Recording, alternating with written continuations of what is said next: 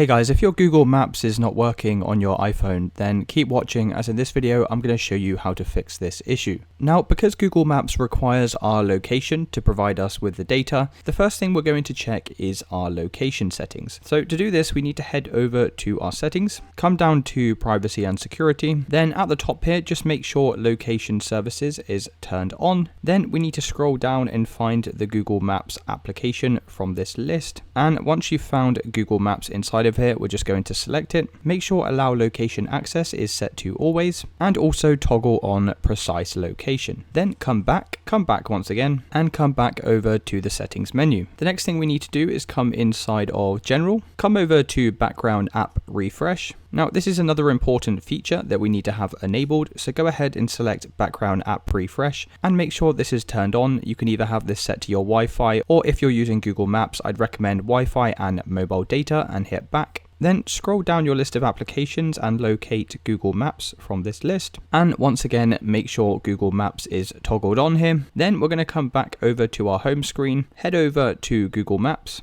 Click your profile icon in the top right hand side, come over to settings, then scroll all the way down to the bottom and come inside of about, terms and privacy. Then at the bottom here, we need to select clear application data and press OK. And then once again, come back over to the profile icon, come inside of settings, scroll all the way down to about, privacy and terms. And this time select reset Google usage ID and hit OK. Now, if you've tried all of these steps and that's still not working, then the last thing that I would recommend is just to uninstall the Google Maps application by holding it down and selecting remove app. Click on delete app, and then you'll need to restart your iPhone and head back over to the App Store and reinstall Google Maps. And that's it guys, that's how you fix the Google Maps issue on your iPhone. If this video did help you, then please consider dropping a like and subscribing. Until next time.